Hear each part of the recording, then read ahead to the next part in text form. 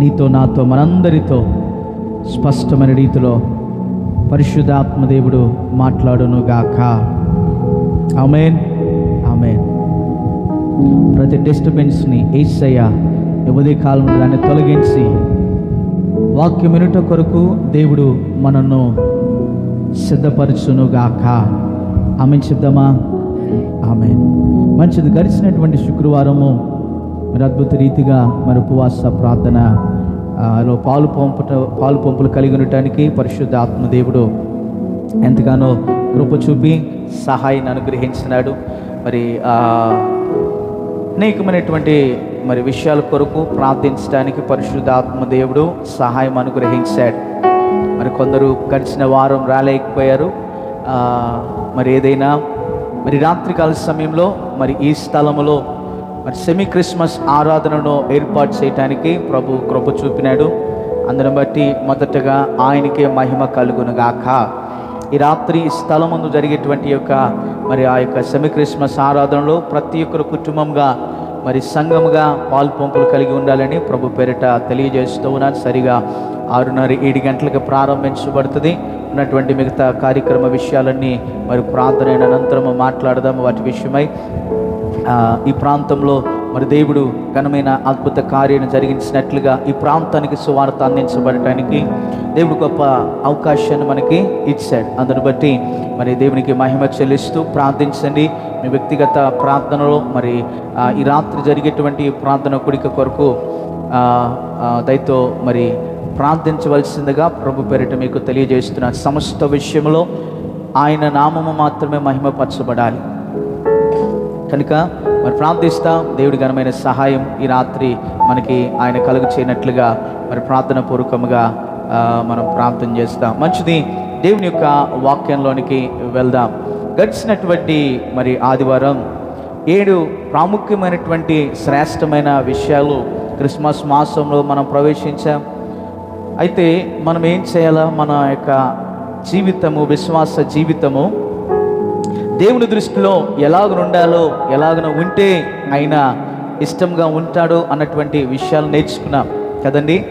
కొలస్సీలకు రాసినటువంటి పత్రికలో పౌలు చెప్పినట్లుగా దుర్బాధ వచ్చిందయ్యా, మీరైతే దేవుని యొక్క ప్రత్యక్షతను కలిగి ఉంటూ జీవిస్తున్నప్పుడు ఎలాగున దేవునికి ఇష్టలుగా ఉండాలో, లోకములోనున్న మీరు వేరు చేయబడినట్లుగా యేసు ప్రభువారితో పాతి పెట్టబడి మరలా తిరిగి లేపబడి నూతనమైనటువంటి అనుభవాన్ని కలిగిన వారుగా ఉండాలి అన్నటువంటి విషయాలను నేర్చుకున్నాం కదండి. పాపమును అది మనం విడిచిపెట్టాలి, నూతనమైనటువంటి విధానంలో వాక్యాన్ని మన హృదయంలో మనము చోటివ్వాలి అన్నటువంటి యొక్క విషయాలను నేర్చుకున్నాం.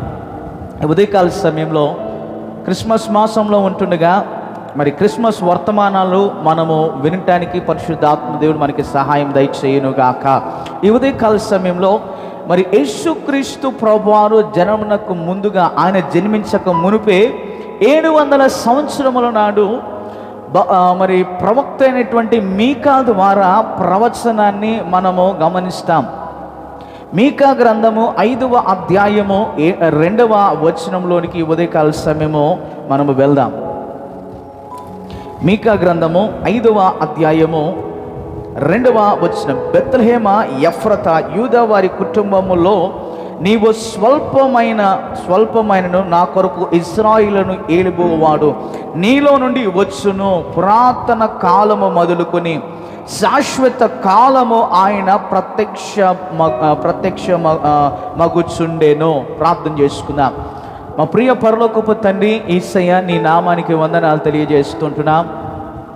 ఈ ఉదయకాల సమయంలో నాయన నీ మాటలు వినగలిగినటువంటి నాయన చెవి, గ్రహించగలిగిన మనస్సు, అంగీకరించగలిగిన హృదయాన్ని పరిశుద్ధాత్మదేవ మాకు మీరు కలుగు చేయమని ప్రార్థన చేస్తూ ఉన్నాను. ఈ ఉదయకాలం నాతో మాతో మా అందరితో నీవే మాట్లాడి నీకు అద్భుతమైన నైనా సత్యములు కూడినటువంటి యొక్క మాటలు మా హృదయాల్లో ఫలభరితముగా మీరు నాటమని ప్రార్థిస్తూ నీ నామానికి మహిమ చెల్లిస్తూ యేసు నామంలో ప్రార్థిస్తుంటున్నాము తండ్రి. ఆమేన్, ఆమేన్. దేవుని నామానికి మహిమ కలుగునుగాక. ఆమేన్ చెప్దామా? ఆమేన్. మీకా ప్రవచన గ్రంథములో నుండి ఒక చక్కని అద్భుతమైన మాటను మనం జ్ఞాపకం చేసుకుంటున్నప్పుడు యేసుక్రీస్తు ప్రభువారి యొక్క జననమును గురించి మీకా ఒక ప్రవచనాన్ని సర్వలోకానికి ఆయన తెలియజేస్తూ ఉన్నాడు. యేసుక్రీస్తు ప్రభువారి యొక్క జననమునకు ముందుగా, ఆయన జన్మించబోయే ముందుగా ప్రవచనాన్ని అనగా జరిగించబడేటువంటి యొక్క దైవ కార్యాన్ని ఆయన వివేచన ద్వారా ఆత్మ ప్రేరేపణను బట్టి ఆయన హృదయములో దేవుడు ఉంచిన మాటను ఆయన పలుకుతున్నాడు. ఇక్కడ గమనిస్తే 2వ వచనంలో, బెత్లెహేము ఎఫ్రతా యూదా వారి కుటుంబములలో నీవు స్వల్పమైన గ్రామము.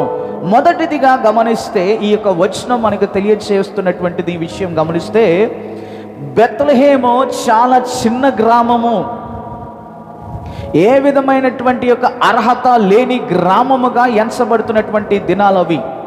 అయితే యేసుక్రీస్తు ప్రభువారి యొక్క జననము ద్వారా ఆ ప్రాంతంలో ఎంతో గొప్ప విలువ ఆ ప్రాంతానికి తండ్రిని దేవుడు అనుగ్రహించిన. ఇక్కడ గమనిస్తే నీ జీవితంలో యేసుక్రీస్తు ప్రభువారు జన్మించినప్పుడు ఆయన జననము ద్వారా నీవు ఆయన నీకు హృదయంలోనికి ఆహ్వానించిన విధానమును బట్టి నీ జీవితములో ఒక విలువను, ఒక అర్హతను, ఒక శ్రేష్టమైనటువంటి యొక్క భాగ్యాన్ని నా ప్రభు నీకు దయచేస్తాడు. Praise the lord. మనుషుల దృష్టిలో ఎన్నిక లేదు, అల్పమైనటువంటి వాడవు, విలువ లేదు అని ఎంత నీచమైనటువంటి యొక్క పరిస్థితుల రీత్యా నిన్ను చూస్తుంటున్నారేమో. అయితే గమనించమని నేను కోరుతుంటున్నాను, యేసుక్రీస్తు ప్రభువారు నీకు హృదయంలో ఉండినప్పుడు, నీ జీవితంలో నీవు కలిగి ఉండడానికి ఇష్టపడుతూ ఉన్నప్పుడు, ఇదిగో సుగ్రామమైనటువంటి ఇక బెత్లెహేము అల్పమైన గ్రామములో నుండి యేసు ప్రభువారు జన్మించినప్పుడు ఎట్టి మహిమ విలువ ఆ ప్రాంతానికి వచ్చినదో నీ జీవితానికి కూడా అట్టి విలువను, అర్హతను, ఘనతను నా దేవుడు నీకు దయచేస్తాడు. Praise the lord. హల్లెలూయా. దేవుని నామానికి మహిమ కలుగును గాక. గమనిస్తున్నప్పుడు ఇక్కడ చక్కని మాటను చూస్తాం. నీవు స్వల్ప గ్రామమైనను నా కొరకు ఇశ్రాయేలును ఏలుబోవాడు నీలో నుండి వచ్చును. ఎక్కడ నుండి వస్తాడు? ఆ ప్రాంతంలో నుండి ఇశ్రాయేలుగా దేవుని ప్రజలను పరిపాలించేటువంటి యొక్క నాయకుడు లేదా రక్షకుడు ఈ లోకానికి వస్తాడు అన్నటువంటి యొక్క ప్రవచన మాటను గమనిస్తున్నాం. ఇంకా చదువుకుంటే పురాతన కాలము మొదలుకొని శాశ్వత కాలము ఆయన ప్రత్యక్షమగుచుండెను. పురాతనమైనటువంటి కాలము నుండి ప్రస్తుతం ఉన్నటువంటి కాలము వరకు యేసు ప్రభువారు ప్రత్యక్షమగుతూ ఆయన మహిమను అనేకులకు పరిచయము చేస్తూ, అనేక మంది జీవితాలను ఆయన బాగు చేస్తూ, అనేక మంది జీవితాలను ఒక గొప్ప విలువైనటువంటి రీతిలో ఆయన కడుతూ, ప్రియులారా, గొప్ప అద్భుతమైనటువంటి జీవిత సత్యాన్ని నేర్పించేటువంటి ప్రభువుగా ఆయన జీవించిన పరిచర్యను మనం జ్ఞాపకం చేసుకోవచ్చు. స్వల్పమైన గ్రామము అనే బెత్లెహేమును గురించినటువంటి యొక్క ప్రవచన వాక్కును మనం ఇక్కడ చూస్తూ ఉన్నాం. ఈ ఉదయ కాలంలో మరి 7 విషయాలు బెత్లెహేము అనేటువంటి ఈ యొక్క మాటలను గురించి మనం నేర్చుకుందాం. మొదటిదిగా గమనిస్తూ ఉన్నప్పుడు బెత్లెహేము అంటే రొట్టెల ఇల్లు. ఏంటండి? రొట్టెల ఇల్లు. సమృద్ధి అయినటువంటి యొక్క పరిస్థితిగా ఉన్నటువంటి యొక్క ఇల్లుగా మనం పోల్చబడుతూ ఉన్నది.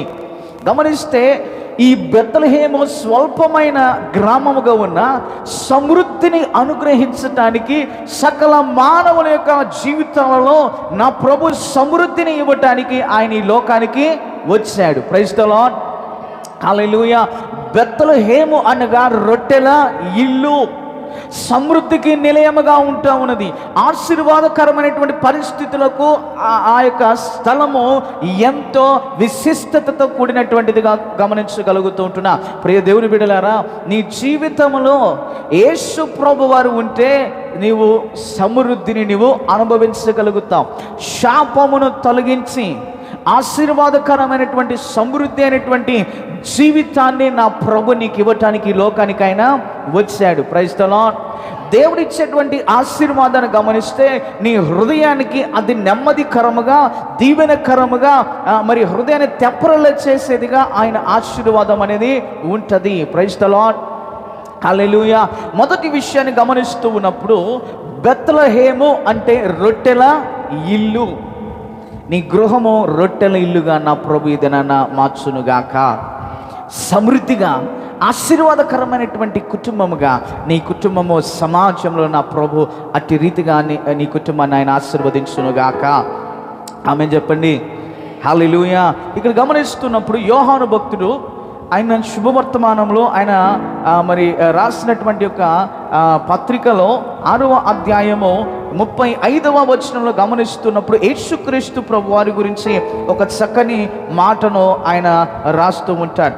6వ అధ్యాయము 35వ వచనంలోనికి వెళ్తే, అందుకు యేసు వానితో ఇట్లనను, జీవాహారము నేనే, నా యొద్దకు వచ్చువాడు ఏమాత్రం ఆకలి కొనడు, నా యందు విశ్వాసం ఉంచువాడు ఎవడును దప్పిక కొనడు అన్నటువంటి యొక్క మాటను ఇక్కడ గమనించగలుగుతూ ఉన్నా. జీవ ఆహారమై ఉన్నటువంటి యేసు ప్రభువారి యొద్దకు నీవు వస్తే నీవు సమృద్ధిగా పోషించబడతావు. ఏమన్నా అర్థమవుతుందా? యేసు ప్రభువారి యొద్దకు వస్తే సమృద్ధిగా నీ యొక్క ఆత్మీయ జీవితాన్ని ఆయన పోషిస్తాడు. వాక్యమైనటువంటి దేవుడిగా మన్నాగా నీ యొక్క ఆత్మీయ జీవితానికి ఆహారముగా జీవ ఆహారాన్ని నా ప్రభు నీకు ఇస్తాడు. నీ ఆత్మీయ జీవితమునకు ఆయన సేద తీరుస్తాడు. ఎందుకనగా నీ కడుపులో నుండి జీవపు జల ఊటను నా ప్రభువు ప్రవహింపజేస్తానని తెలియజేస్తున్నటువంటి మాట గమనిస్తూ ఉన్నప్పుడు ఏమని చెప్తా ఉన్నాడు? ఇదిగో నేనే జీవ ఆహారము, నా యొద్దకు వచ్చినటువంటి వ్యక్తులు ఇక ఎన్నడూ కూడా వారు దప్పిక కొనరు అని చూస్తూ ఉన్నాం. సమృద్ధిగా నీ ఇల్లు ఉండినప్పుడు ఏమాత్రం అక్కడ ఏమండి ఆ కొరతను మనం అక్కడ చూడము. కానాను వివాహంలో కొరత ఏర్పడింది. యేసు ప్రభువారు అక్కడ ఉన్నప్పుడు అక్కడ వారికి ఏం దయచేశాడు? సమృద్ధిని దేవుడు దయచేశాడు. ఇప్పుడు దేవుని బిడ్డలారా, నేను స్వల్పమైన వ్యక్తిని, ఎన్నిక లేనటువంటి వ్యక్తిని అని నువ్వు అనుకుంటున్నావేమో. అయితే గమనించండి, దేవుడు నీ జీవితాన్ని కోరుకుంటూ ఉన్నాడు.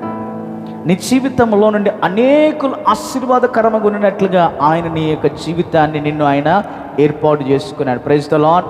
మొదటి విషయాన్ని గమనిస్తున్న బెత్లెహేము అనగా రొట్టెల ఇల్లు. రెండవది గమనిస్తూ ఉన్నప్పుడు బెత్లెహేములో నుండి Bethlehem was considered as the tiny insignificant town. ఇక్కడ మరి మీకా ప్రవచనం ఇచ్చినట్లుగా స్వల్పమైనటువంటి గ్రామముగా ఉన్నది. అంటే చిన్న ప్రాంతం. ఆ చిన్న ప్రాంతంలో నుండి యేసు ప్రభువారు తన యొక్క జీవితాన్ని అనేకుల కొరకు ఆయన ఒక మహిమకరమైన పరిస్థితిలోనికి నడిపించడానికి ఆ గ్రామాన్ని ఏర్పాటు చేసుకున్నాడు. బెత్లెహేము యెరూషలేము యొక్క ప్రాంతాన్ని గమనిస్తున్నప్పుడు ప్రపంచ నడిబొడ్డులో యెరూషలేము అనేది ఉంటుంది. ప్రపంచ పట్టణంలో అనేకులకు ఒక విస్మయమును కలుగు చేసేదిగా యేసుక్రీస్తు ప్రభువారి యొక్క జననం మనకి కనపడుతూ ఉన్నది. ఆయన జన్మించినప్పుడు ఎంతో గొప్ప ఆశ్చర్యము కలిగింది. స్వల్పమైన గ్రామములో ఆయన జన్మించినాడు. మత్తయి సువార్త 2వ అధ్యాయము 6వ వచనంలోనికి ఒకసారి వెళ్దాం.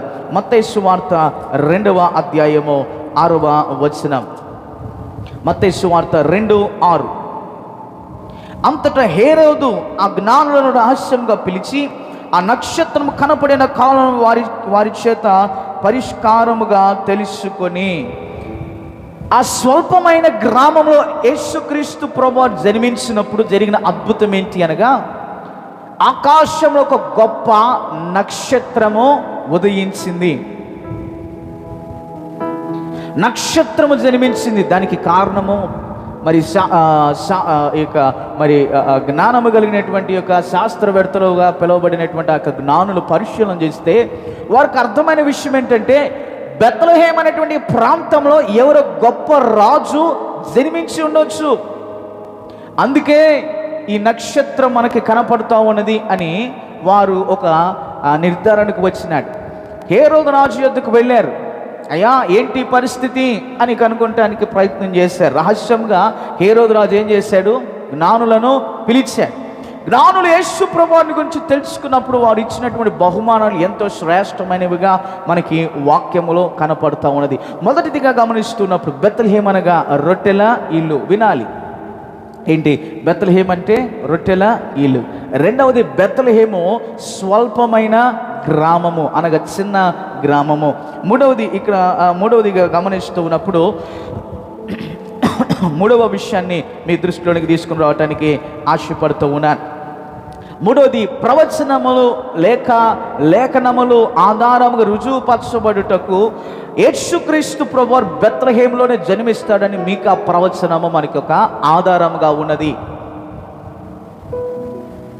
మెస్సయ రక్షకుడు ఈ యొక్క బెత్లెహేములో జన్మిస్తాడు అన్న ప్రవచనము ముందుగా నెరవేర్పును మనము చూస్తూ ఉన్నాం.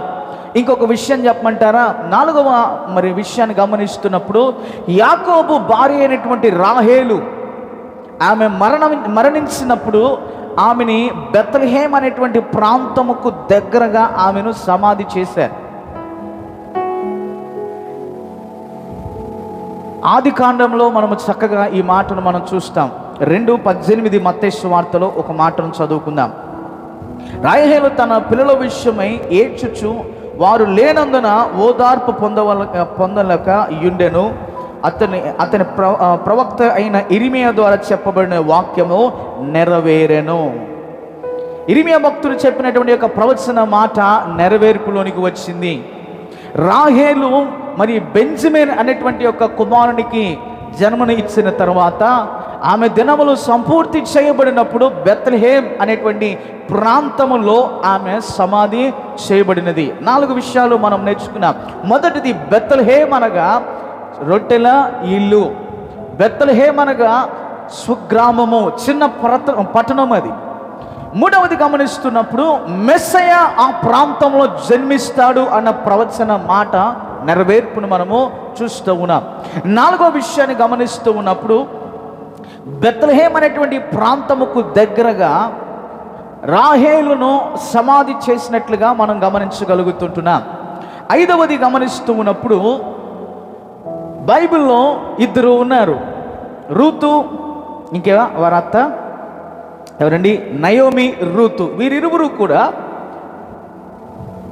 వారి కుటుంబ జీవితంలో నష్టాన్ని వారు చవిచూచిన తర్వాత మరలా తిరిగి బేతేల్ అనే ప్రాంతానికి వారు తిరిగి వస్తారు. రూతు గ్రంథము 1వ అధ్యాయము 16వ వచనం మనకి ఆధారముగా మనం గమనిస్తే వారు బెత్లెహేము నుండి ఒక ప్రాంతానికి వచ్చారు. మరలా తిరిగి చివరి దినాలలో మరలా తిరిగి బెత్లెహేమునకు వారు వెళ్ళారు. నేను క్లుప్తంగా చెప్తూ ఉన్నాను, వాక్యాన్ని దయతో శ్రద్ధగా వినమని కోరుతున్న కొద్ది సమయం ప్రార్థన చేయడానికి నేను ఆశపడుతున్నా. రూతు, నయోమి వారు ఇరువురు కూడా వారి చివరి దినములలో బెత్లెహేమునకు మరలా తిరిగి వచ్చారు. అంటే ఎక్కడ సమృద్ధి ఉంటుందో నీవు ఆ స్థలంలోనికి నీవు రావాలి. ఎక్కడ సమాధానము నీకు దొరికిద్దో ఆ సమాధానం అనుగ్రహించే దేవుని యొద్దకు నీవు రావాలి. రక్షణ నీకు ఎక్కడ దొరికిద్దో ఆ యొక్క స్థలంలోనికి నీవు రావాలి. నీ కుటుంబానికి, నీ వ్యక్తిగత జీవితానికి ఎక్కడ నెమ్మది లభించిందో ఆ స్థలంలోనికి నీవు రావాలి. సమృద్ధిని నా ప్రభు నీ జీవితంలో దయచేసేవాడుగా ఉంటూ ఉన్నాడు.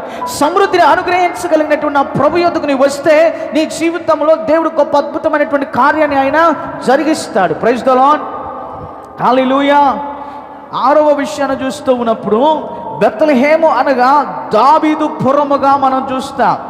దావీదు వంశావళిలో నుండి యేసుక్రీస్తు ప్రభువారు ఆయన జన్మించాడు. ఎవరు వంశావళిలో నుండి? దావీదు వంశములో నుండి యేసుక్రీస్తు ప్రభువారు జన్మించినాడు. యూదా గోత్రపు కొదమ సింహమైన నా ప్రభు దావీదు గోత్రములో నుండి ఆయన జన్మించాడు. ప్రైజ్ ది లార్డ్, హల్లెలూయా. 1 సమూయేలు గ్రంథం 16వ అధ్యాయము అక్కడ గమనిస్తూ ఉన్నప్పుడు సమూయేలు దావీదును అభిషేకించి రాజుగా పరిపాలన చేయుటకు ఇశ్రాయేలునకు నాయకునిగా రాజుగా ఏర్పాటు చేసిన ఆ యొక్క అభిషేకించినటువంటి యొక్క సందర్భాన్ని మనం చూస్తుంటున్నాం. ఆ యొక్క వంశములో నుండి యేసుక్రీస్తు ప్రభు రాజుల రాజుగా ప్రభునకు ప్రభులుగా ఆయన నీ కొరకు ఆయన జన్మించాడు. ఆమేన్, హల్లెలూయా. నీవు స్వల్పమైన గ్రామం అని ఇక్కడ ఈ ప్రాంతమును మనం చూస్తూ ఉంటున్నాం. చీకటి కాలము నుండి శాశ్వత కాలము వరకు ఆయన ఉంటాడు అనేటువంటి యొక్క ప్రవచన మాటను మనం చూస్తున్నాం. అనగా జగత్ పునాది వేయబడక ముందే ఏమండి క్రీస్తు ఉన్నాడు. మరలా మహిమలోకి మనము కొనుక్కోబడేటువంటి ఆ సమయము వరకు కూడా క్రీస్తు మనతో ఉంటాడు. Praise the Lord. సదాకాలం నేను మీకు తోడుగా ఉంటాను అని దేవుడు సెలవిస్తూ వచ్చి ఉన్నాడు. ఇంకా నేను మీకు సమాధానాన్ని అనుగ్రహింప వెళుతూ ఉన్నాను అని దేవుని యొక్క వాక్యంలో మనం చూస్తాం. యెషయా గ్రంథములో యెషయా ప్రవచించినట్లుగా ఏలయనగా మనకి కుమారుడు పుట్టాడు, ఆయన బహుమానముగా వచ్చాడు, ఆయన భుజముల మీద పరలోక రాజ్య సంబంధమైనటువంటి భారము తండ్రి ఆయనకి అప్పగించాడు. ఆయన ఆశ్చర్యకరముగా ఆయన జన్మించాడు. ఆయన ఆలోచన నీకు కలుగు చేయవాడిగా ఆయన వచ్చాడు. ఇంకా సమాధానమును నీ జీవితంలో మరి ప్రారంభించడానికి ఆయన వచ్చిన దేవుడిగా ఉన్నాడు. ప్రైజ్ ది లార్డ్, హల్లెలూయా. మతమును నీకు చూపించడానికి రాలేదు, కానీ నీ జీవితానికి ఒక పరమార్థాన్ని ఆయన ఇవ్వటానికి ఈ లోకానికి వచ్చాడు. ఎన్నిక లేని మానవుని జీవితాన్ని ఇదిగో స్వల్పముగా కనపడుతున్న మానవ జీవిత ఆయుష్లో ప్రియ దేవుని బిడ్డలారా ఒక గొప్ప విలువను మహిమనివ్వటానికే ఆయన తన ఆధిక్యతను విడిచిపెట్టి దీనుడిగా ఈ లోకంలోనికి ఆయన అరుదించాడు. Praise the lord. ఆ బెత్లెహేము ఎంతో సుగ్రామము, ఏ విలువ లేని ఆ గ్రామములోను యేసు ప్రభు వారి జన్మించడము దానిని బట్టి ఒక గొప్ప విలువ ప్రాంతానికి వచ్చింది. నీ జీవితంలో యేసు ప్రభు వారికి నీవు చోటిస్తే నీ జీవితంలో కూడా అతి గొప్ప విలువను నా ప్రభు ఇస్తాడు. ప్రైజ్ ది లార్డ్, హల్లెలూయా. చిట్ట చివరిగా గమనిస్తుంటున్నప్పుడు ప్రియ దేవుని బిడ్డలారా, బెత్లెహేము దేనికి సాదృశ్యంగా ఉంటూ ఉన్నదో తెలుసా? బలి అర్పించడానికి సాదృశ్యంగా ఉంటుంది. Bethlehem was the place where lambs were raised for the sacrifice. గొర్రె పిల్లలను మరి బలి అర్పణగా అర్పించటానికి బెత్లెహేము ఉన్నది. యేసుక్రీస్తు ప్రభువు వదకు తేబడిన గొర్రె పిల్లగా ఆయన ఈ లోకానికి వచ్చాడు. ప్రైజ్ ది లార్డ్, హల్లెలూయా. యోహాను సువార్త 1వ అధ్యాయము 29వ వచనములో ఒక చక్కని మాటను మనం ఇక్కడ గమనించగలుగుతుంటున్నాం. యోహాను సువార్త 1వ అధ్యాయము 29వ వచనం. మరునాడు యోహాను యేసు తన యొద్దకు రాగా చూచి, ఇదిగో లోక పాపను మోసుకుని పోవు దేవుని గొర్రె పిల్ల. ఎవరండి? లోక పాపమును మోసుకుని పోయే దేవుని యొక్క గొర్రె పిల్ల. ఎక్కడి నుండి పుట్టాడు? బెత్లెహేమ్ అనే ప్రాంతంలో. గమనించమని కోరుతూ ఉన్నాను. ఆ బెత్లెహేమ్ అనేటువంటి ప్రాంతం దేనికి ప్రసిద్ధిగా ఉంటూ ఉన్నది అంటే, బలి అర్పించేందుకు ఆ యొక్క గొర్రె పిల్లలను దేవునికి ప్రతిష్ఠితగా మరి ఆ స్థలం ముందు వారు పెంచడం జరుగుతూ ఉన్నది. అందుకే మానవాళి కొరకు ఏమండి పాప పరిహార్థము కొరకు యేసుక్రీస్తు ప్రభు వారు తానే వదకు తేబడే గొర్రె పిల్లగా ఈ లోకంలోనికి ఆయన వచ్చాడు. ప్రైజ్ ది లార్డ్, హల్లెలూయా. యోహాను సువార్త 1వ అధ్యాయం 29 గమనిస్తే యోహాను చెప్తున్నటువంటి మాట, యేసును చూచి లోక పాపమును మోసుకుని పోవు దేవుని యొక్క గొర్రె పిల్ల అని చెప్తున్నాడు. 7 విషయాలు చూసాం. ఈ యొక్క బెత్లెహేము దేనికి ప్రసిద్ధిగా ఉన్నది? బెత్లెహేమ్ అనగా రొట్టెలి ఇల్లు అని చూసాం. బెత్లెహేము అంటే అది ఒక చిన్న గ్రామం, అల్పమైన స్వగ్రామంగా చూసాం. మూడవదిగా మీకు ప్రవచించినట్లుగా ఆ గ్రామంలో రక్షకుడైన ప్రభు జన్మించాడు. ఆమేన్, హల్లెలూయా. 4వది గమనిస్తూ ఉన్నప్పుడు రాహేలు ఆమె చనిపోయిన తరువాత యాకోబు ఆమెను బెత్లెహేముకు దగ్గరగా ఆమె సమాధిని ఏర్పాటు చేశాడు. 5వది గమనిస్తున్నప్పుడు నయోమి రూతు వారు బెత్లెహేము విడిచి వేరొక ప్రాంతముకు వెళ్ళి అక్కడ నష్టపోయారు.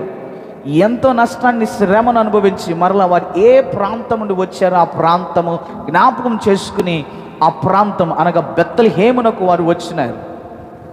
నీవు తిరిగి మరలా ఏ స్థలములో నీ ప్రయాణం ప్రారంభించబడిందో నాకు తెలియదు, కానీ నీవు తిరిగి దేవుని యొద్దకు రావాలి అనేటువంటిది దేవుని యొక్క గొప్ప ఉద్దేశ్యము. Praise the lord.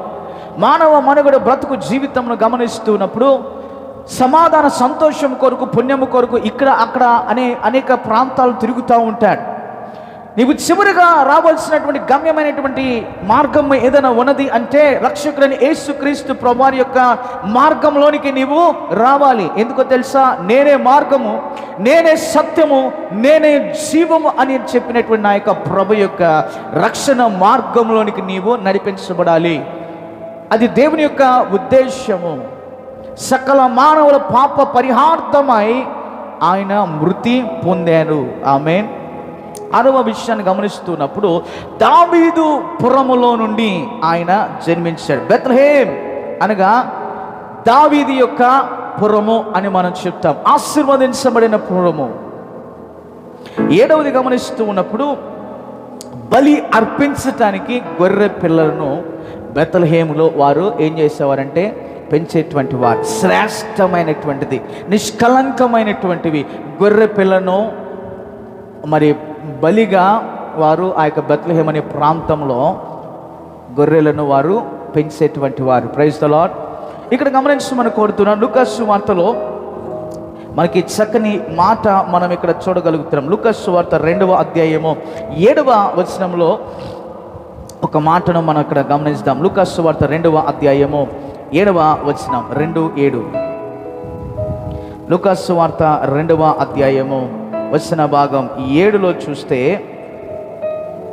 తన తొలిచూరు కుమారుని కని పొత్తుకుడులతో చుట్టి సత్రములో వారికి స్థలము లేనందున ఆయన పశువుల తోటలో పరి ఉండెను. ఎవరిని? యేసుక్రీస్తు ప్రభువారిని ఇంట చేర్చుకునటానికి కూడా ఆ దినాలలో వారు చోటు ఇవ్వలేదు.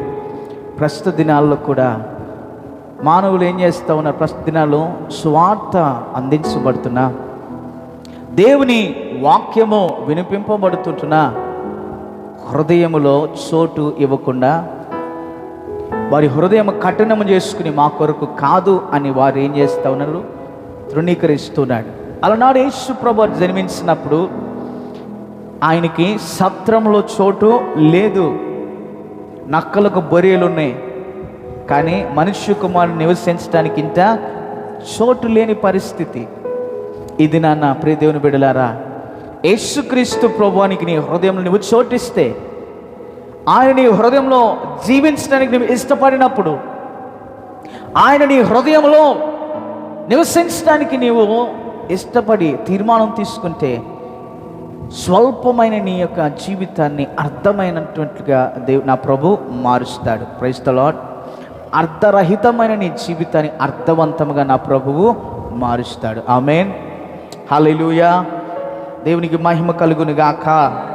బెత్లెహేము మనకి ఒక ప్రత్యక్షతలో మనం గమనిస్తున్నప్పుడు ప్రకటన గ్రంథంలో యోహాను యేసుక్రీస్తు ప్రభువుని గురించి, తానుకు ప్రత్యక్షమైన ప్రభువుని గురించి, ఆయన ఎలా ఉంటున్నాడు, ఆయన నేత్రములు ఎలా ఉన్నాయి, ఆయన పాదములు ఎలా ఉన్నాయి అని తాను చూసిన ఆ ప్రత్యక్షతను ప్రకటన గ్రంథములో అనేకులకు ఆయన తెలియజేశాడు. యేసుక్రీస్తు ప్రభువారు స్వల్పమైన గ్రామంలో బెత్లెహేం అనే గ్రామంలో జన్మించినాడు. అయితే ఆయన మరణించిన తరువాత లోక పాపములు మోసుకుని పోయే గొర్రె పిల్లగా తన ప్రాణాన్ని అప్పగించిన తరువాత ఆయన మరలా సజీవునిగా లేచి ఈ లోకంలోనికి ఆయన వచ్చినప్పుడు ఆయన చూడటానికి ఏ విధముగా ఉన్నాడో యోహానుకు దేవుడు ప్రత్యక్షపరిచి ఎట్టి పరిస్థితిలో ఆయన జీవించినాడో ఆ యొక్క ప్రత్యక్షతను యోహానుకు తెలియజేశాడు. ప్రకటన గ్రంథము 19వ అధ్యాయము 11 నుండి 21 వచనాలు నేను చదివి వాక్యాన్ని ముగిస్తాను. మరియు పరలోకము తెరవబడుట చూచి తిని, అప్పుడు ఇదిగో తెల్లని గొర్రె ఒకటి కనపడెను. దాని మీద కూర్చుని ఉండేవాడు నమ్మకమైనటువంటి వాడు, సత్యవంతుడును అను నామము గలవాడు. ఆయన నీతిని బట్టి విస్మయము చేయుచు యుద్ధము జరిగించిన వాడు. ఆయనే ఆయన నేత్రము కిరీటములైన వ్రాయబడిన యొక్క నామము ఆయనకు కలదు. అది ఆయనకే గాని మరి ఎవరికి తెలియదు. రక్తములలో ముంచబడిన వస్త్రములు ఆయన ధరించుకొని ఉండెను. మరియు దేవుని వాక్యమును నామము ఆయనకు పెట్టబడి ఉన్నది. పరలోకమందున్న సేనులు శుభమని తెల్లని నారబట్టలు ధరించుకొని తెల్లని గుర్రములెక్కి ఆయన వెంబడించుచుండిరి. జనములను కొట్టుటకై ఆయన నోట నుండి వాడిగలుగా ఖడ్గము బయలు వెళ్ళుట చూచి తిని, ఆయన ఇనుప పాదములతో వారిని ఏలును. ఆయన స్వరాధికారము గల దేవుని తీక్ష్ణమైన ఉగ్రత అను మద్యపు తోట త్రోవను, రాజునకు ప్రభులకు ప్రభు అనే నామము ఆయన వస్త్రము మీద తొడ మీదను రాయబడి ఉన్నది. మరియు ఒక దూత సూర్యబింబములో నిలిచియుండుట చూచి తిని, అతడు గొప్ప శబ్దముతో ఆర్భటించి, రండి, రాజుల మాంసమును సహాధిపతులు మాంసమును, బలిష్ఠులైన మాంసమును, గుర్రముల మాంసమును, వాటి మీద కూర్చుని వారిని మాంసమును, స్వతంత్రముల దాసుల దేవి కొద్దివారిదే గొప్పవారిదే అందరి యొక్క మాంసములో తినుటకై దేవుడు గొప్ప విందును కూర్చునుడని ఆకాశ మధ్యంలో మందు ఎరుగుచున్న సమస్త పక్షులు పిలిచెను. ఇక్కడ గమనిస్తూ ఉన్నట్లయితే యేసుక్రీస్తు ప్రభువారిని గురించి ఆయన వివరిస్తుంటున్నాడు. ఆయన ఎలా ఉన్నాడు, ఆయన స్వరూపము ఎలా ఉన్నదంటే రక్తముతో నింపబడినటువంటి ఆయన యొక్క వస్త్రం, అపరందిని పోలినటువంటి యొక్క పాదములు ధరించినాడు. ఏమండి, నక్షత్రముల వలె తేజోమానముగా ఉన్నటువంటి యొక్క కిరీటాన్ని ఆయన ధరించినాడు అని ఈ విధమైనటువంటి యొక్క ప్రత్యక్షతను యోహాను యేసు ప్రభువారిని గురించి ఆయన ప్రకటన గ్రంథంలో రాస్తున్నాడు. ప్రియ దేవుని బిడ్డలారా గమనించండి, బెత్లెహేము అనేటువంటి ఆ యొక్క గ్రామం ఎంత స్వల్పమైన గ్రామమో ఆ గ్రామాన్ని దేవుడు ఏర్పాటు చేసుకుని ఆ గ్రామంలో నుండి రక్షకుడైన ప్రభు అరుదించటానికి ఇష్టపడినట్లుగా ఈరోజు నీ జీవితంలో నుండి రక్షకుడైన యేసు ప్రభువారికి నీవు చోటు ఇవ్వగలిగినట్లయితే ఆయన నీ జీవితంలో గొప్ప కార్యాన్ని ఆయన జరిగిస్తాడు. రక్షకుడైన ప్రభుని నీ జీవితంలో సొంత రక్షకునిగా అంగీకరించిన ఇంకా మార్పు లేనటువంటి పరిస్థితులు ఉంటే ఈ ఉదయకాలం నా ప్రభు నీ జీవితంలో ఒక మార్పును ఆయన కలుగు చేయునుగాక. ఇదిగో ఇమ్మానుయేలు దేవుడిగా నీ జీవితంలో ఇంకా సమృద్ధి లేని పరిస్థితి, నా ప్రభు నీ జీవితంలో సమృద్ధిని ఆయన అనుగ్రహించునుగాక. ప్రభు తన మాటలు మన వినికిలో దీవించి ఆశీర్వదించునుగాక. అందరం తలలు ఉంచుతాం, ప్రార్థన చేసుకుందాం. గొర్రె పిల్లగా ఆయన ఈ లోకానికి వచ్చి సమస్తమును ఆయన నీ కొరకు చేసి తన ప్రాణాన్ని అప్పగించుకున్న దేవునికి నువ్వేమి ఇవ్వగలుగుతుంటున్నావు? వెండి బంగారంలో ఆయన నీ యొద్ద నుండి నా యొద్ద నుండి కోరట్లేదు, నీ యొక్క హృదయాన్ని నా ప్రభు కోరుతున్నాడు. ప్రార్థన చేస్తాం. దయతో అందరము మోకరించి ఒక క్షణం ప్రార్థన చేస్తాం.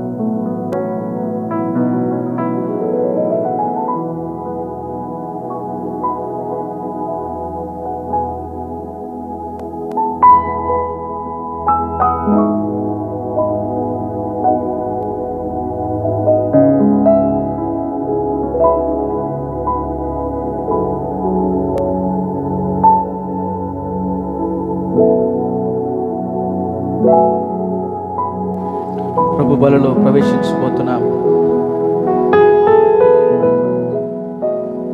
యోగ్యమైన వారముగా ఈ ఉదయకాలం ప్రభు బలలో ప్రవేశించడానికి దేవుడి సహాయం అనుగ్రహించినట్లుగా